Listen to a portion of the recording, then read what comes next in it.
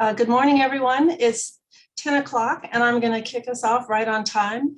I want to thank everyone who has joined us for this TREC Learning Series on the impact of fines and fees on North Carolina's criminal justice system. My name is Anita Earls, and I am an Associate Justice of the North Carolina Supreme Court.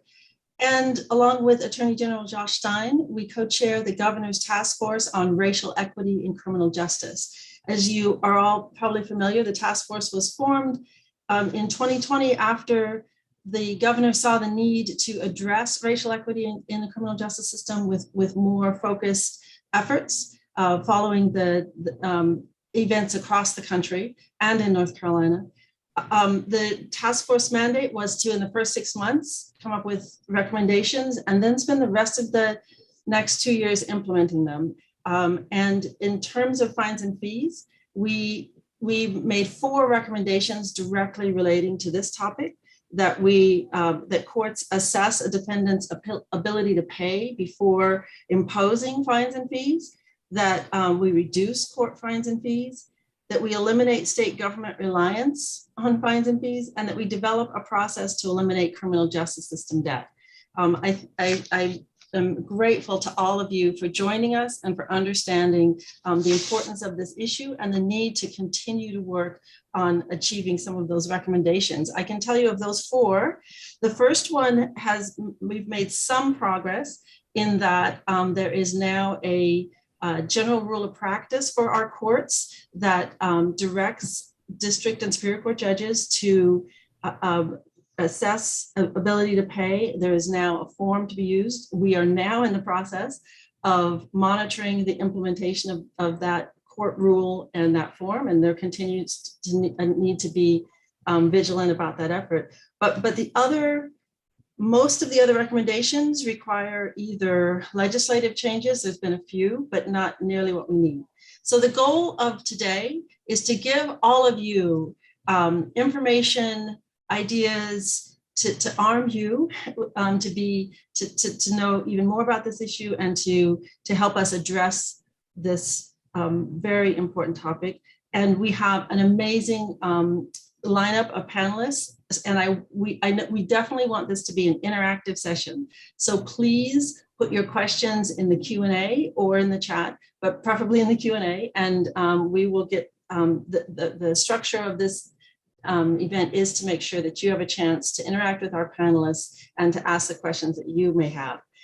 And just 1 minute of background. This is something you probably all know, but just to remind ourselves that our criminal justice system is, when we talk about this debt, we are primarily talking about people who have been convicted of non-DWI traffic offenses.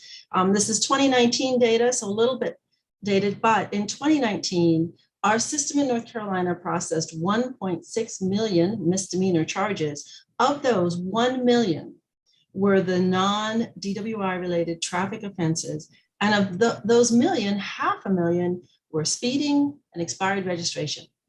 So when we talk about people who are getting criminal justice system debt, we're often talking about people who have committed basically minor traffic offenses. And what we know from the debt that has accumulated, there are over 650,000 people, or 1 in 12 adults in North Carolina, who currently have unpaid criminal court debt. And you are going to hear today about the implications of that, not only for the individuals, for our communities, but also the implications for the state and why this also impacts the racial equity of our criminal justice system. So I will now quickly turn it over to our amazing expert moderator. Marsha Morey has graciously agreed to moderate this session for us. She is a task force member. She is also a representative in the legislature. The good people of Durham have elected her to represent District 30. She's served in the legislature since 2017. And I know she needs no further introduction for all of you, but let me just highlight that in addition to serving as 18 years as a district court judge and 5 years as a chief district court judge, in 1998, she was the executive director of the Governor's Commission on Juvenile Crime and Justice. And more recently, Governor Cooper appointed her to the 3-member Juvenile Sentence Review Board, that flowed out of a recommendation of the task force to review the sentences long-term incarcerated juveniles. And so with that wonderful background, I want to thank Representative Morey for agreeing to moderate and hand over to her. Thank you, Justice Earls, and welcome everyone. It's really important, this issue and this topic. As a former district court judge, I calculated that if you sat in traffic court or criminal court, and it wasn't unusual in Durham to handle 500 cases a week, that'd be 2,000 criminal or traffic cases in 1 week by one judge. And I looked back the first year I was on the bench, that could have amounted to $2 million in simply court costs alone. And by 2020, that would have doubled to over $4 million. One judge could assess 2,000 people with court costs. So criminal fines and fees are a huge burden on the people that we assess this to. And I think these recommendations from TREC are so very important for us to consider. So the Task Force on Racial Equity and Criminal Justice is committed to reducing the use of these fines and fees in state and local government reliance on them. It's been making strides in making the financial dynamic of justice much more equitable. And in doing the work, TREC is committed to bringing the issues to the public in order to foster a collective effort in achieving racial equity in our criminal justice system. So let's jump in. I'd like to introduce, first of all, Laura Holland, who is here. Laura is the director of the Fair Chance Criminal Justice Project at the North Carolina Justice Center. She's been a staff attorney with the Justice Center since November of 2018. She's an indispensable part of their litigation and advocacy work, transforming the organization's focus on policies and practices throughout the criminal justice system to make sure the existing system has pathways to integrate with families and their communities, as well as having a direct impact on thousands of North Carolinians' lives. Laura helped develop and manage the driver license restoration arm of the Durham Expunction Restoration Program, which is known as the DEAR Project. And she ran the state's first mass traffic debt program, eliminating debt for 14,000 tickets, directly assisting 11,000 people. Quite a resume. So please, Laura, take it away. Thank you, Representative Morey. Again, I'm going to share my screen because I have some slides. I want to start by thanking the Task Force on Racial Equity and Criminal Justice for inviting me here today to speak on one of the common consequences of not being able to pay traffic-related debt, and that is indefinite driver's license suspension. We call it debt-based driver's license suspension. Again, I'm Laura Holland. I work at the North Carolina Justice Center. We are a statewide nonprofit that is trying to end poverty in North Carolina. The Fair Chance Criminal Justice Project, which I direct, is a project that looks at the way that the criminal legal system perpetuates poverty in our state. And we work with directly impacted people, decision makers, concerned citizens, and other advocacy groups to figure out policies and practices that are perpetuating poverty and working for change to make the system more fair. And driver's license suspension is something that we have been working on for the last 3 to 5 years, trying to figure out how this is causing people to be more poor in our state. Ultimately, the problem that we have identified over the last couple of years are that there are thousands of North Carolinians, and even at any given time, disproportionately people of color and low-income people who face automatic indefinite driver's license suspension and the consequences that stem from that, just simply because they're not able to pay their traffic-related court costs. And so during our work, we've kind of tried to figure out some of the reasons that we see such a large number of people facing debt-based driver's license suspension. And one of the things we can point to is that over the last 20 years, we've seen both the number of fines and fees and the amounts of criminal justice fines and fees balloon. In the 1990s, there were only about 4 things that triggered criminal justice fines and fees. To date, there's around 50 things that trigger that criminal justice fines and fees to make up the court costs. Additionally, we've seen the amounts balloon over 260% over the last 20 years. Whereas the base fee in 1995 was $41, now we see that when you're in district court, you're starting at the base fee, which is the General Court of Justice fee at $147.50, but it's far higher than that. With all the fees tacked on, you're starting at least $190.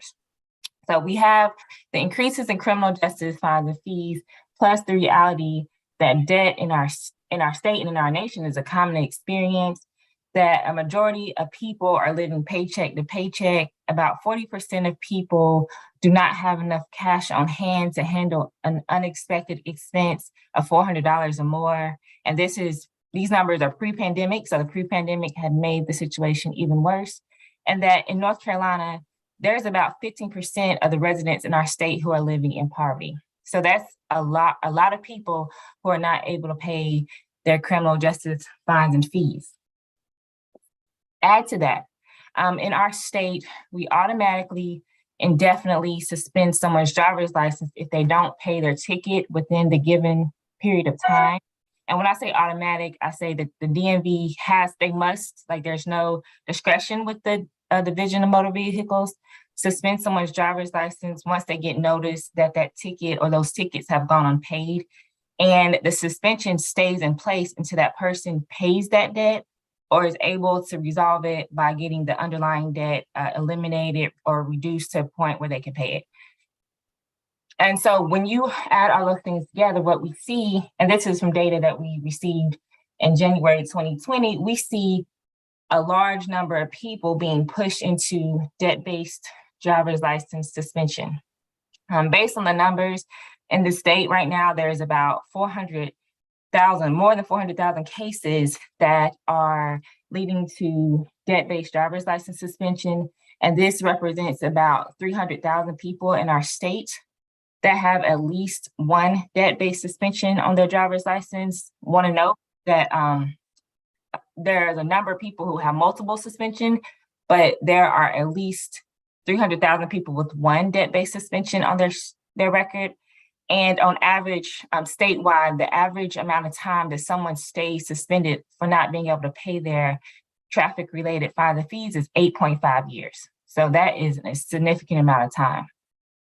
And another thing that we were able to pull from the data that we received in January with assistance from the Equal Access to Justice Commission is that we know that this experience is something that disproportionately impacts people of color. While we see that people of color, Black people, people who have identified as Latinx are disproportionately over 50% of the tickets that are out there. And you look at this chart, the average length is a little longer than what I said before. It's about 10.2 years, but that's still a significant amount of time that people stay suspended in our state. And what we also see from the data is that after the first year of getting the ticket is when you see the most action, so the most ability to pay the ticket, and the people who are able to pay usually pay within that first year. But then after that first year, that number significantly trickles off. And of course, that corresponds with some of the racial data where we see more people of color who are not able to pay their ticket that first year, that second year, that third year. And just to show you just a more granular analysis of how people are not able to, if someone is not able to pay after that first year, it's not likely that they're able to pay at all. We see that in the first year, the majority of people who are able to pay, and then after that, that number significantly declines from about 60% to 12% and decrease significantly over time. And so the last thing that I just want to leave you with is the real life impacts of debt-based driver's license suspension that on average prevents people from being mobile for an average of 8.5 years. what we've seen anecdotally and just through the research is that not being able to get around in a state like North Carolina has a major impact on people's economic growth. We've seen people who were not able to obtain or maintain a job because they were not able to get to and from work, not being able to take care of their families, and who had to expend additional resources and time to get around. And then also we've seen people who have been exposed to additional expenses like late fees, more tickets racking up because they are put in a hard position where they have to continue to drive. And then sometimes we've seen driver's license suspension, which because of the number of spirals leads people to be incarcerated. And this all has a major impact on individuals, their families, and ultimately their community. Thank you for letting me share today, and I will pass it back to the representative. Laura, thank you so much. That was a lot of information and how it directly impacts so many people. Next on our panel, I'd like to introduce Wake County Superior Court Judge Vince Rozier. He's going to speak on that, how fines and fees impact incarceration and probation violations. Judge Rozier is a Wake County Superior Court judge. He presides over cases ranging from first-degree murder to civil cases that impact the entire state. He first became a judge in 2006 at the young age of 29, and he has presided not only criminal cases, but family, juvenile court matters, tens of thousands of cases impacting the lives of children and citizens in North Carolina. Judge Rozier, we're honored to have you here, and please take it away.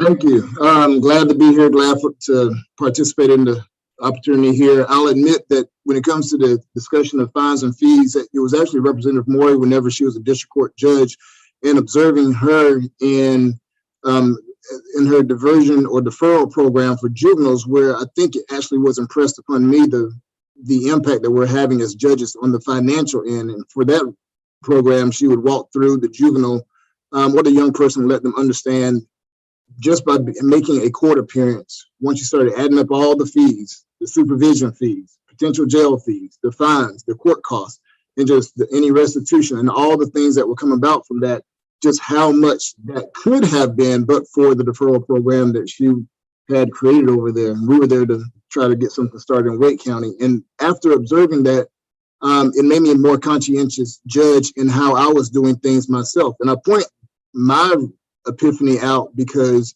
as Justice Earls pointed out, there's more of an effort now to make sure that we are questioning whether or not someone actually has the ability to pay whenever we're issuing fines. But that still is something I would say is a learning curve.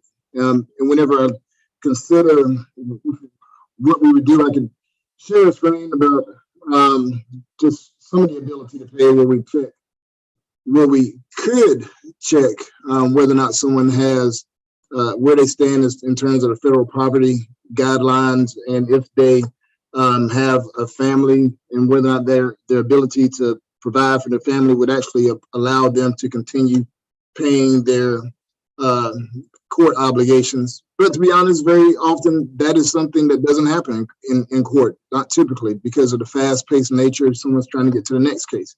And so it's very often I would suggest that it's tempting to jump to the next case and proceed. And whenever we do proceed in court, I would say we can break it down into three different stages, almost in terms of court costs and the fines. First, there may be the initial plea. And whenever there's the initial plea, as the presenter just pointed out before, there are automatically certain costs that jump in. You can see here what, as effective of this year, what the court costs may be. And it's not just one set fee. It varies amongst whatever action is taking place in court, from district court to superior court. And if someone, you can see at the bottom, if there's someone who's in superior court, they've had a first appearance in district court, and it can be just a traffic violation, then they may end up with the highest level of fees just by being found guilty, by pleading guilty. And so just from that stage, and then when a judge is giving the order in court, very often you'll have the supervision fees, so $40 per month. If there's someone who's come, if there's something that was analyzed in terms of some evidence that we had to go to a lab, then we may add on $600. If the person had to come and testify in regards to, or if an agent or someone had to testify as it relates to what the analysis was, that's another $600. If there's restitution, then that can be imposed. If there's someone who has been hired to represent them, then that may be another cost. If there's house arrest, that may be another cost. And so it's very easy for just the simple processing of one case as a judge for us to eventually rack up a lot of costs and fees. And one of the things that I find to be the most shocking whenever I may order something and the clerk passes over the judgment for me to review and to sign would be the jail fees, because very often there would be someone who has been in custody for some period of time, whether it be a short period of time or a long period of time, and they are pleading guilty, and the entire discussion in court has been about trying to put them on the path for what's going to happen after court is over and they're going on probation. And then we look and see if they've been in custody for 90 days. And then we see they're going to be charged $10 a day for every day that they've been in court, been in jail. And we've had this long discussion about drug court or referral court or recovery court.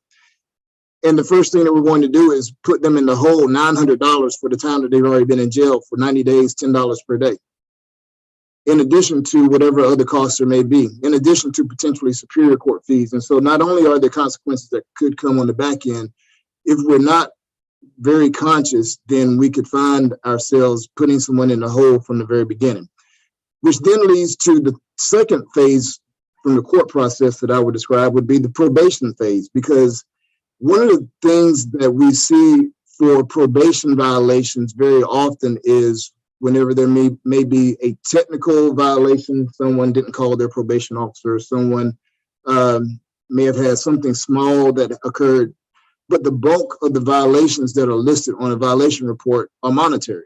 Now, it's not supposed to be that someone can be violated on their probation when they have the inability to pay. But then there becomes the question about whether or not there was the ability to pay more than what he or she did pay. And if there is the finding that someone willfully did not comply with all the conditions of their probation, then yes, they can face additional consequences that are very much monetary or money related. There is the ability for a judge at sentencing or even at a probationary setting to adjust some of the fees. I very often will strike supervision fees. I very often at sentencing will strike jail fees. We have the ability sometimes to remit some fees or waive some costs. In the past, though, there has been an effort, and I was reviewing it earlier, and Justice Beasley stopped it, for each judge to be monitored for how many times that judge remitted court costs. And the discussion when we would go to judges' conferences was that what some judges felt somewhat apprehensive, I would say, when it came to remitting court costs, because it seemed as though there was now going to be a target on your back because of the fact that you were conscientious to what was happening in court, because there wasn't an evaluation being done of the case that was before you. It's just a list of how many times this particular judge was remitting court costs or jail fees or what have you. And so there's that probationary phase. And then on the back end, there's the expunction process. And we know that there's been a great effort done by the task force and by others to encourage making or increasing the opportunities for people to move forward in their lives by having prior charges or convictions expunged. But then there's the additional cost for that. Even though that timeline may have passed, there's that additional cost. And so when we start to add it all together, it is very, it's necessary that the judges be aware of what's happening on the front end, but it can last for a while. And one of the last things I'll point out is that some judges will, and I very often, even amongst remitting some costs, will convert them to a civil judgment. And what that would do is take it out of the criminal realm. It would create a path for repayment, but it would take place in the civil realm, and so there'll be a civil judgment against that person. But one of the consequences of that is that that also means that it would exist for 10 years, and it may create some additional issues for that person whenever they want to fill out an application, request housing, and move forward. And so I see some questions, and so I'll see if I see a hand raised. I don't know if I can answer that one. But I'll pause and see if I'll just go ahead and answer one question that I see here. Are judges conscious? Sorry for all the questions, but I have a question for me. I believe that a few years ago, the North Carolina legislation was implemented that required the publication of how much money each judge has remitted and referred. And so I may have addressed that. Justice Beasley, actually, one of the first things she did whenever she came to the Superior Court Judges Conference was to let us know that that was not going to be a high priority for the Administrative Office of Court. So I haven't heard specifically whether or not Justice Newby has started that accounting again, but frankly, a lot of judges are just deciding that they are going to be more mindful since they haven't been required to do that recently. They're just going to go ahead and try to evaluate on a case-by-case basis. I'll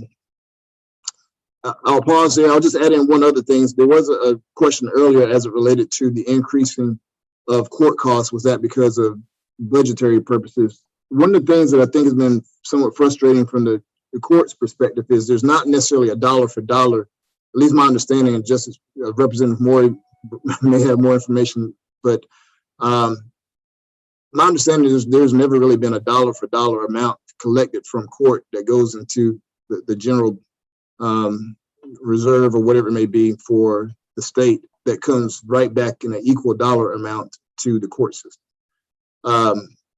And so the fees would not necessarily specifically be related to what's happening in court. That's just something for a different branch of government.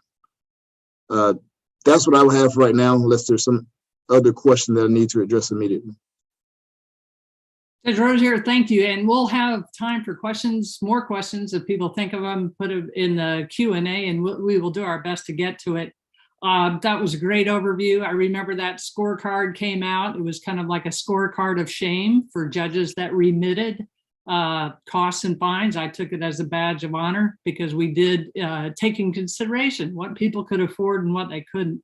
There's also an installment fee that if someone couldn't pay, that the state takes in about $3 million, assessing a further $50 installment fee because you can't pay, so you add on more to pay over time. Yes. So we'll get more to that. Let's move on, and thank you very much, Judge Rosier. I'd like to introduce Laura Robbins, who is a litigation paralegal with the ACLU. She works with Durham citizens to remove barriers to employment and housing by providing free legal services. She also assists with the expunction of criminal charges and convictions, as well as restoration of driver's licenses. And Laura will speak today from a perspective of someone who has been directly impacted. So thank you very much, Laura Robbins. Hi, good morning, everyone. I am Lauren Robbins, and while I am a litigation paralegal for the ACLU of North Carolina, I am not speaking in my professional capacity, but I am speaking as a directly impacted person. And I'm just here to share my story and what I went through. My experience dealing with the criminal justice debt stemmed from a seatbelt ticket when I was transporting my mother, who was disabled at the time, to a doctor's appointment. I did go to court. I did take responsibility for the ticket and was assessed a fine of over $300, including court fines or the court fine. Because I was unable to pay that right at the time of the court date, I was given time to pay. And when I finally came up with the money to pay the court fines and the ticket fee, my license was suspended. And I didn't know at the time that my license was suspended, but after I was advised that because I was unable to pay that ticket, my license had been suspended, the ticket was paying the court fines and fees just wasn't enough. I had to also pay DMV fines and fees. So at that time, I was given a choice of caring for myself. I had a small child at the time, and my disabled mother, and other essentials that I had going on at home, or pay this fine and then also paying the DMV fines and fees, which totaled over $300 over $400 at that point. And so I just decided not to pay. That $400 fine would have went to groceries, went to my son's diapers. Like I said, I had a small child at the time, and gas to get back and forth to work. And so once my license was suspended, I had no reason to be in a rush to pay the fine at that time.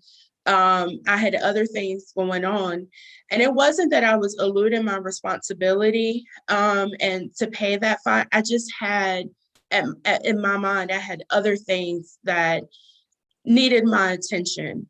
More pressing issues that needed my attention that I had to take care of to survive. Like I said, groceries and paying bills and putting gas in my car to get to work. I did try to be responsible and not drive. And so just simply not having a driving, having my license suspended and having to pay that astronomical fee. But I also had to dish out money to friends to take me to work or take me anywhere I needed to go. I also had to pay money to have my mother transported because I couldn't drive my disabled mother to her doctor's office anymore.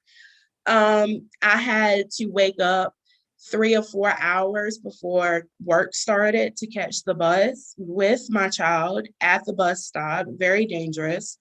And it was more when we are discussing fines and fees in the court system, it hinders more than just the having a suspended license.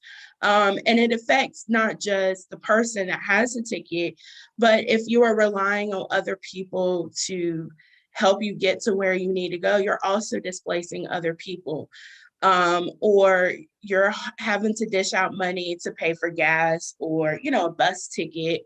So at that time, like I said, I want to, reiterate that it was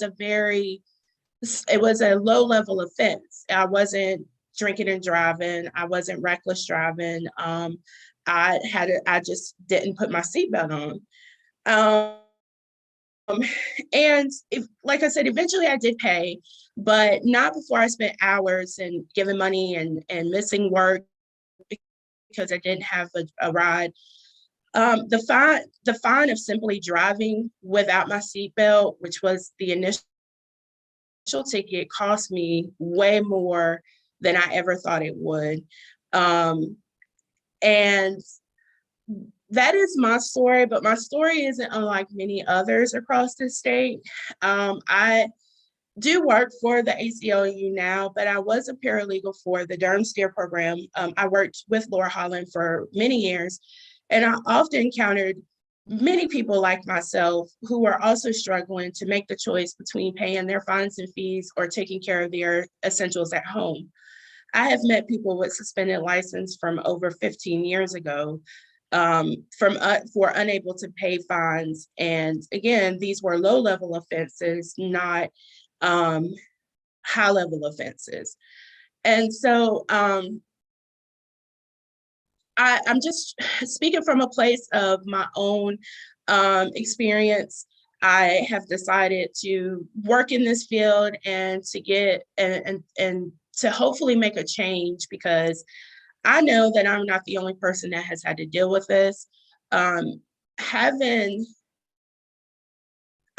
think of anyone, I don't care how much money you make. I can't understand why anyone would be okay with paying $200, $300, $400 in court fines and fees, and then having their driver's license suspended because they're unable to pay. And then that just causes more issues for that person. And they're just going to keep coming back into your courtroom, and you're going to keep assessing them fines and fees if they just can't pay. But they have to get to where they're going. You know, we have to get to our jobs. We have to get to our doctor's appointments. We have to get to the grocery store. And then even that, you know, we also want to get out of the house and have fun. We also want to get out the house and experience life, but we can't do that if we have a suspended license. So I don't think that suspended license is a great way to address the debt that someone owes for not paying a fine and fee. I don't know what the answer is. I'm simply speaking from my own experience, and I hope that, you know, my story and many others like mine and it will encourage change so that people's license are not suspended and that you are giving them an opportunity to pay their fines and not further punishing them for being poor, essentially, not being able to pay that fine. So that is my story. Lauren, thank you so much. And to tell a personal story, not only how it affected you, but so many in your family. And the ripple effect kept going over this minor seatbelt violation. Absolutely. Thank you. Thank you very much. We really appreciate it.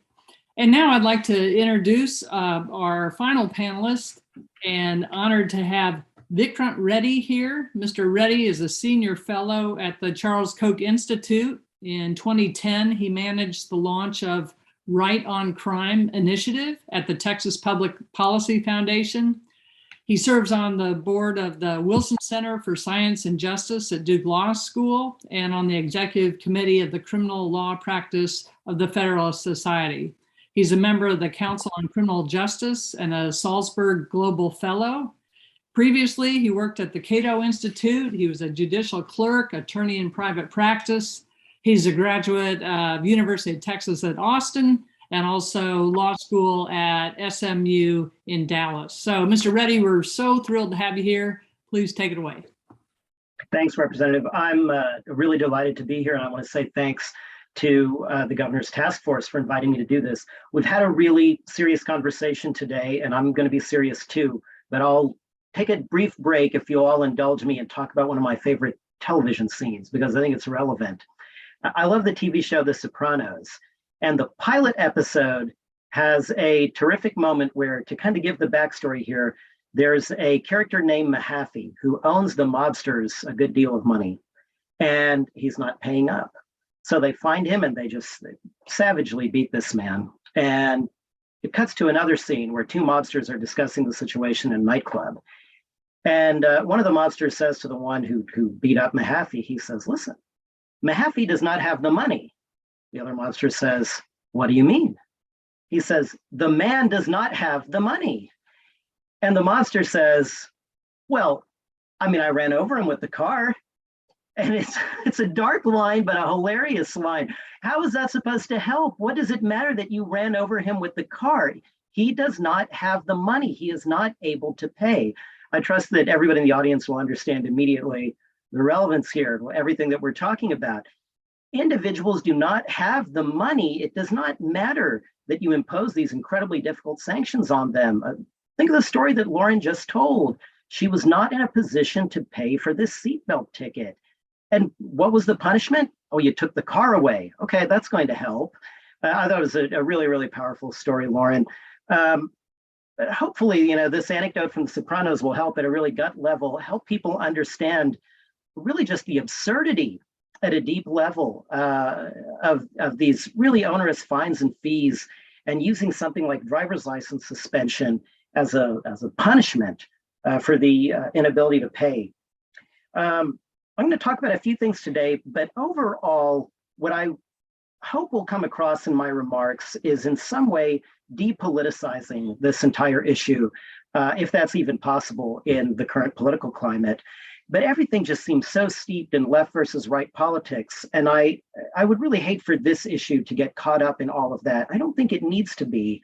I'm going to talk, well, let me say that if you're talking about excessive fines and fees in the criminal justice system, that is obviously, literally, and just explicitly an example of big government. So the people who care about that sort of thing would want to care about this problem. There's no need to just kind of relegate it to, well, this is criminal justice reform. This is what folks on the left do. This is something that people on the left and the right should care about. And I'm going to talk a little bit about the way that different people in different states around the country have addressed this problem. But when I talk a little bit about those solutions, to some extent, I almost want you to pay less attention to the explicit solutions and pay more attention to who's doing these things. And just take note of the extraordinary kind of coalition of people that's involved in this issue, because it does not have to be political. I will tell you that you can find public writings and public statements from National Review magazine, Grover Norquist of Americans for Tax Reform. I think everybody here has probably heard of him.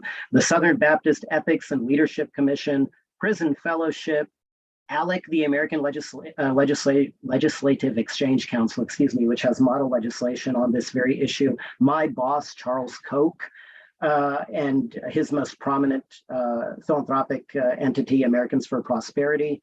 All of these organizations, which broadly speaking would be considered on the political right, have been deeply involved in criminal justice fines and fees reform. There's absolutely no reason for this to kind of be set aside as a left and center issue. I want to tell you that I'm going to talk about a few solutions that have been pushed across the country. And like I said, pay attention to who's doing this work. Let's talk for a second about Missouri. Missouri has got a law that actually caps the amount of a city or state budget that can come from criminal justice fines or fees. It's capped at 30%, which arguably is still too high. But this is happening in Missouri. This is by no means considered a progressive or blue state. Missouri is a place, however, that decided after Ferguson and the horrible riots and unrest that occurred in Ferguson, that they really needed to get a handle on the resentment towards law enforcement and criminal justice officers in that state. If you actually read the federal government's report on Ferguson, there's a part of the report that got a lot of attention about what may or may not have happened with the young man who was killed, Michael Brown. That's all very murky and difficult to get into the details of. But the part of the report that was tragically, I think, widely ignored was the part of the report that said, something like 20% of the municipal budget of the city of Ferguson just comes from the tickets that police officers are writing to people. It caused enormous resentment among the individuals in Ferguson who felt like these police officers who were supposed to be protecting them were the tax collectors, who obviously nobody likes. It was a completely toxic situation. And it's the kind of thing that if you were building a criminal justice system from the ground up, you would absolutely want to avoid. I want to talk for a minute about Florida. Florida had a terrible situation where people were not allowed to pay down their criminal justice fines and fees using just simple installment plans. Actually, there's another story that comes out of Ferguson that's really kind of on point here. There was a woman who had a $151 traffic ticket. It was a parking ticket in Ferguson. Because she was unable to pay it immediately over the course of time, she racked up nearly $1,000 in terms of fines because of the fines and fees that attached. But she took it seriously and she started sending in $25 and $50 partial payments to try and bring it down. And they were rejected because she was told that she had to pay everything all at once. This story got to the desk of Governor Ron DeSantis in Florida, who did not want the same situation festering in his state. And actually just last month, he signed legislation to improve access to payment plans in the state of Florida, even very technical things that you might not think about at first, like having to put down a down payment just to enter into the payment plan. He capped the amount that down payment could be set at and tacked it to an individual's income. Again, I would think less about the actual policy and think about the fact that it was Governor DeSantis who did this. I suspect that a lot of people in the audience and even on the panel have strong opinions on Governor DeSantis. He's in the news a lot. But setting all those opinions aside, I think the fact that he was the one who was involved in this, he was the one who was really pushing for it and who signed it, is a strong indicator that this does not have to be a deeply political or partisan issue.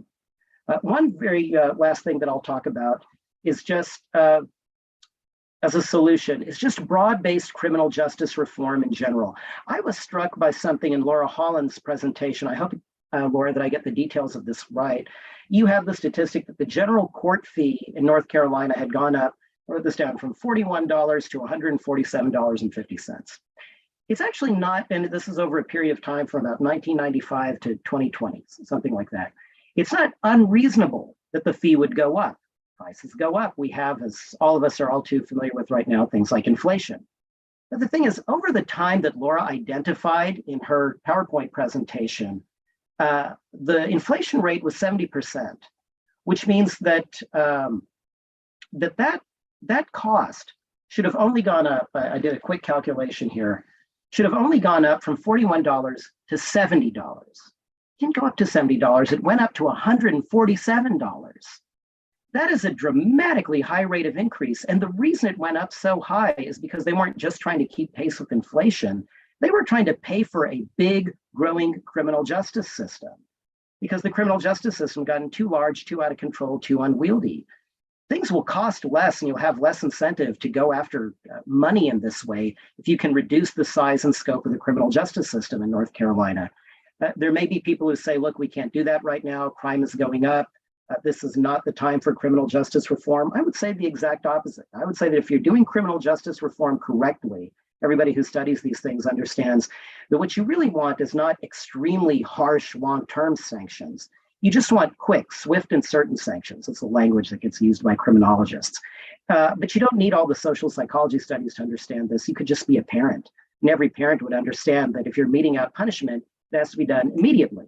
And an immediate punishment, even if it's not particularly harsh, it's actually going to get results more than very long, very harsh, very expensive, by the way, punishments in the long run. I would change the entire mental model of how we do punishment to more swift and certain sanctions. And you can do serious criminal justice reform. But what you really want to do is find a way to make sure that your criminal justice reform, maybe as a final closing thought, is focused on retribution, not on raising revenue, which is not a legitimate purpose of the criminal justice system. I don't know a lot about the details of what's pending legislatively. I am familiar that with the fact that groups like Americans for Prosperity are trying to work with legislators to find ways to properly fund law enforcement through the tax system so that they don't have to go and engage in these kinds of shakedowns to find revenue. I think those are fantastic efforts. I hope they'll continue. And overall, like I said, my concluding thought here is that this does not have to be a partisan or heavily politicized issue. Thanks so much for inviting me to talk about all this, and I look forward to everyone's questions. Ms. Reddy, thank you. That was a great presentation. That concludes our panelists, and now we have about 10, 15 minutes to talk about, what kind of strategies would we have for reform? And I would direct you back to Justice Earls when she talked about the 4 recommendations that TREC has come up with to get legislation, to get AOC efforts to change, to assess defendants' ability to pay prior to levying the fines and fees. So that'd be judicial training, reducing the court fines and fees. As we've heard, they've more than doubled over the last 20 years. Eliminate state government reliance on the fines and fees. Last year, all fines and fees, they don't go to the court system. They don't go to the criminal justice efforts. They go to the general fund of North Carolina, which took in at least $220 million last year from the courts for fines and fees. And the 4th recommendation, develop a process to eliminate criminal justice debt, which we've certainly heard Laura and Lauren's efforts to do that. So let's open it up. Anyone to give any possible efforts that we could take for reform? Ms. Reddy, thank you for showing Florida example in Missouri, and maybe those are talking points we would have. Judge Roser, you have any thoughts?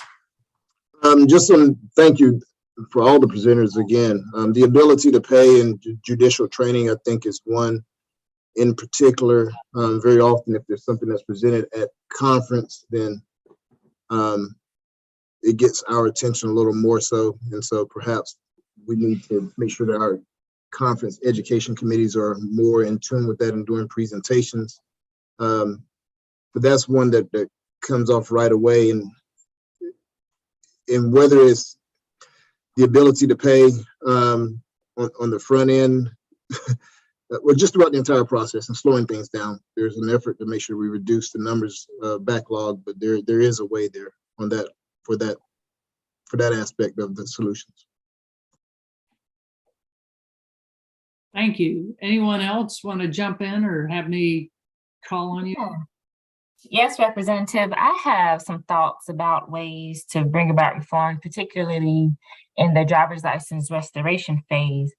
Ultimately, what is needed to reduce or eliminate debt-based driver's license suspension is a legislative change, a state law change, amending 2024.1 to either eliminate debt-based driver's license suspension or put safeguards in place to significantly reduce debt-based driver's license suspension. For example, one suggestion that has been considered and reconsidered is if we're not, for whatever reason, not going to eliminate it completely, to reduce debt-based driver's license suspension to a year, because what we see through the data is that after a year, the likelihood that someone's able to pay after a year significantly trickles off. I would say another effort that we've been working on, Lauren and I alluded to it, is that as we wait for a state law change, there's things that decision makers locally can do to help with driver's license suspension. Starting in Durham, we were able to work with district attorneys to do large scale debt relief programs and for traffic tickets to get people closer to getting their driver's license back. District attorneys are able to get a list of all the cases in their jurisdiction that are in suspension because of debt. They're able to set a criteria about the cases that they're willing to motion for and then approach the court to do those processes. And there's been about 15 counties that have done that program and have helped thousands of people in their jurisdiction. Durham being an example, who helped 14,000 people. We even have like more conservatively done counties like Gaston County that has also done programs. So this is something that district attorneys can do to help with driver's license suspension in their jurisdiction. And two more people that I want to lift up. We've seen city councils and county commissioners take on the effort by allocating some of their budgets to creating dedicated programs to help people with driver's license suspension and expungement services. Durham being a great example with the DEER program, but we've also seen Orange County that has a restoration program, dedicated resources for a restoration program. And just recently, last month, New Hanover County joined the list of counties that have dedicated resources to help people getting their license back. And then the last thing I would say is that individuals, there's with the case, Jessup B. Johnson, and with all the forms, we call it colloquially Form 415, it's been stated and reaffirmed that individuals can go back in court and ask the court to reduce or eliminate their debt to help them get their driver's license back. And so we encourage individuals to use those resources to do self-help. We've created a website, resolvetrafficdebtnc.org, that will help people walk through the process of getting back into court, filling out the form, and asking for relief. Representative Moroni, Mori, can I just say one small thing, which is that at a high level, North Carolina just needs to find a way to distinguish between traffic violations that are really targeted at public safety and those that are not. It's not unreasonable to say that you want to suspend somebody's driver's license because of repeated drinking and driving violations. It's just not unreasonable to say that. And Lauren, you mentioned this in your presentation. You were not driving drunk. For these kinds of offenses that aren't really targeted at public safety, these driver's license suspensions make no sense. And once again, I want to focus on who has worked on these kinds of issues. Legislation on this matter was recently passed in Arkansas. Arkansas is not anybody's idea of a blue state. But Arkansas took this problem very seriously. You've got to draw a distinction between what is a public safety violation and what is not a public safety violation. And you need very, very different sanctions for those two kinds of things. If I can piggyback on what Mr. Reddy just pointed out in his presentation, I would agree. And I think if there are efforts in a similar vein to raise the age and the expunction clinic, at least my understanding from those who are advocating, like Representative Maury, once there was political understanding that these types of issues affect people across all different demographics, then because I mean, if you dumb it down to the simplest form, the stereotypically is going to be the assumption would be that these issues only affect minorities, people who are going to vote for Democratic legislators or representatives. And so whenever those are the issues and those are the population, then it seems as though there's no political will for anybody on the other, opposed to those, when I say the other side, opposed to the Democrats who may be advocating for these things to step forward. But whenever you recognize there's an economic impact to it, that there is actually an impact on individuals, that is affecting their liberty.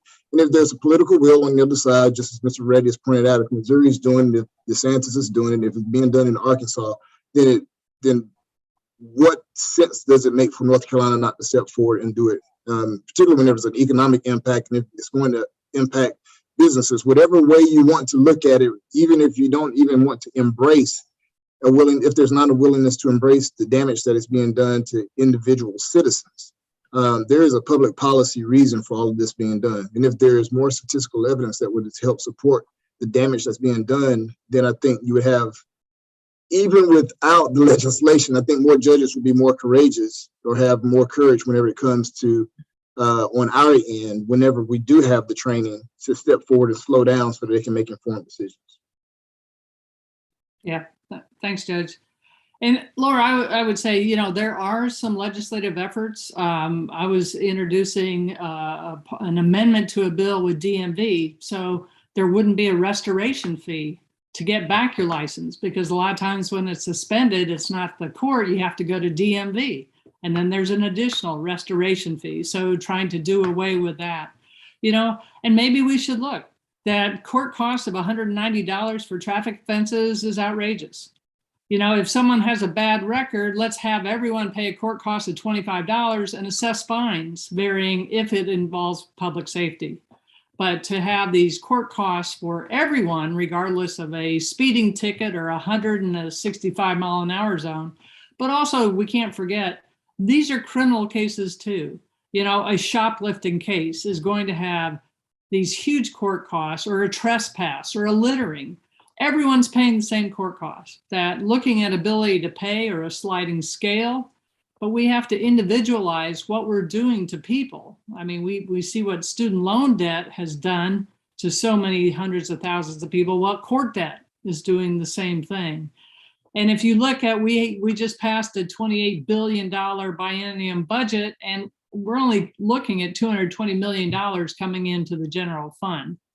We have a $6 billion surplus right now. How do we help people?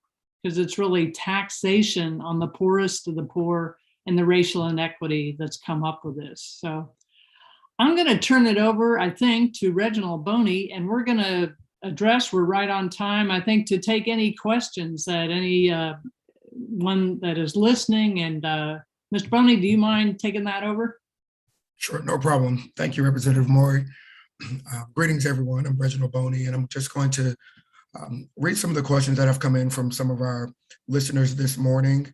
From Pam Swingle, she asks, is the income from these fees in excess of what it costs to keep the system going?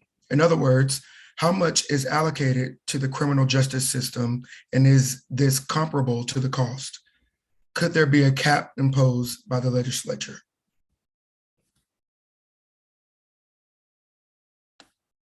I think that's a great question. I don't think there's a surplus of money coming from the courts to the general fund that pays for the courts. It's a line item that the General Assembly sends to the AOC for the administration of justice.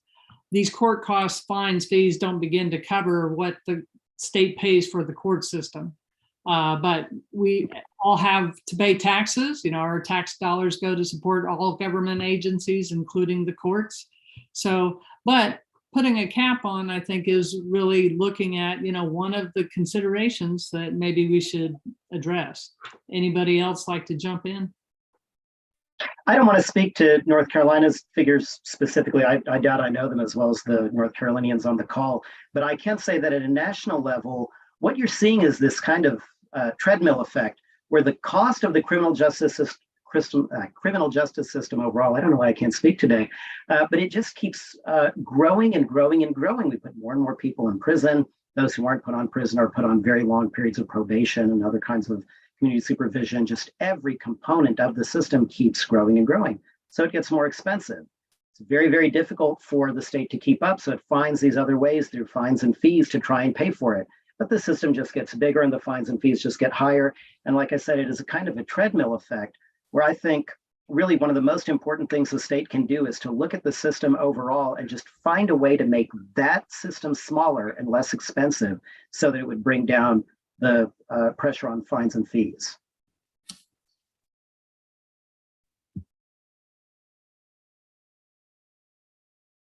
Great. Anyone else want to add to that? Okay. Well, from Marcus Kirkman in Asheville, he made a comment that said, here in Asheville, we've just partnered with the Lights On program that instead of issuing a ticket for a tail light or for brake lights, etc., our police officers extend a $250 voucher to our citizens where they can take their vehicle to a local repair shop to have the lights repaired at no cost. And so I think this is an example of some of the programs that can be established to assist with unpayable fines and fees. I don't know if anyone wants to comment on that, but if not, I can read the next question. Where does the money come from to get those vouchers? That's a fabulous idea. Yeah, I agree. I think so as well. Also, from Ed Treat, he comments, it also might be argued that at least in some instances, we spend more collecting fines and fees than they are worth, and that it is without even considering the collateral consequences. And I think that is very true and was greatly described by Lauren Robbins' story, the examples of the collateral consequences. Excuse me. I believe those are all of the questions that we have that have not been answered live during the presentations. But some are coming in now. Lynn McCoy says, I represent the League of Women Voters of the Piedmont Triad, the Criminal Justice Task Force. We are trying to work with our DA and also lobbying our state legislators and working on starting up a bail fund. We want ideas about how we can do more and or differently. This is not the place to discuss that, and I don't think, but would anybody be willing to meet with us for this? So maybe that's something, and I believe Justice Earls is addressing her now. But we do this work, so Justice Earls will answer that, I see. But I think that's all the questions that we have. Actually, Marcus Kirkman says the money comes from private donations. Representative Maury in Asheville. Right. And just to follow up on that last comment, there were 125 recommendations out of TREC, and bail reform also is one of them, to look at the use of cash bail. And it's also, affects people differently. If everyone that comes in and it has a cash bail, the same thing, regardless of their ability to pay, some will have freedom and some will be in jail. And this whole discussion, and Judge Rozier, you may agree, I remember people, once they heard their fines and fees, they would say, just give me a day in jail. I can't pay it. Give me a day in jail. And that's a horrible alternative. But a lot of people knew that debt would be hanging over them And as Lauren said, not only affecting them, but their families, their transportation, their food needs, their housing needs. So that's a sad alternative for someone to just say, please put me in jail because I can never pay this. I think a lot of this training, and we need to take the constraints off of judges. When I was first on the bench in 1999, we could remit fines and fees, just put remit. And then the General Assembly started saying you must do it in the interest of justice. And there must be reasons for a judge before they can remit. And then there were certain fees you could not remit. And so I think there's a big part that the General Assembly and hopefully some proposed bills next year we can introduce to address this. Anyone else? Last word, maybe Justice Earls. Yes, thank you, Representative Mori. I've come back on to take, I do have one question, one big picture question that I want to ask Mr. Reddy, and that is, I think underlying the push for, why have fines and fees increased so much? I think there's a general sense that the people who should pay for the criminal justice system are the people who make it necessary. So the people who get charged with crimes should be the ones that pay for the system. And I think the detail by which every sort of element of the criminal justice system that's involved in a prosecution gets some, has some piece of the fines and fees, it is a reflection of that, of what I would call general philosophy that that you should, if you've broken one of our laws, even if that's speeding, if you've broken one of our laws, you should pay financially, not the law-abiding citizens. And every time I drive down I-40 and I see all the people whizzing by me who are speeding, I just know that it's not quite, the system is not quite working like that. But my question for Mr. Reddy is, I thought it was very insightful what you said, that ultimately we have to change hearts and minds and get folks to focus on retribution, not raising funds. And my question is, how do we do that? What has been effective from your perspective in changing that mindset and turning the tide? Gosh, I don't know. It's hard to think of what's been effective, but obviously something has been effective because in a lot of these states, some good things are happening. Maybe what has been effective is kind of taking down the temperature on the issue. Things, they tend to get so sensationalized by news media, by social media, by our really heated rhetoric these days. But how many people are aware? Because let's go to Governor DeSantis for a minute. I bet everybody on this call can name 5 things they either don't like or do like about what Governor DeSantis has done in office over the last several years. Who would have ever named this legislation that he just signed last month about criminal justice fines and fees? That kind of flew under the radar. That was not something that people got heated about. I think to the extent that we can keep criminal justice policy in that area, rather than letting it be subject to, social media and general media furor, that's the kind of thing that we want to see. And I agree with you, Justice, that the right mental model here is to think about the systems that keep us safe being systems that everybody pays for. This is really obvious when we talk about foreign policy, for example. Nobody says, well, California and, well, North Carolina, I suppose, should pay for the Navy because those are coastal states, but nobody in Nebraska ought to be paying for the Navy. That's absurd. I mean, everybody pays for the military system that keeps us safe from external threats. But you know what? Everybody pays for the system that keeps us safe from domestic and internal threats too. The criminal justice system is designed to do that, and it's something that everybody needs to pay for. You don't go, point by point in this kind of picayune way and try and figure out, well, that person really benefits from that in this way, and they're going to cut that check, but that person can cut that check. No, we all pay for our public safety system. We all pay for our criminal justice system. Thank you. Thank you.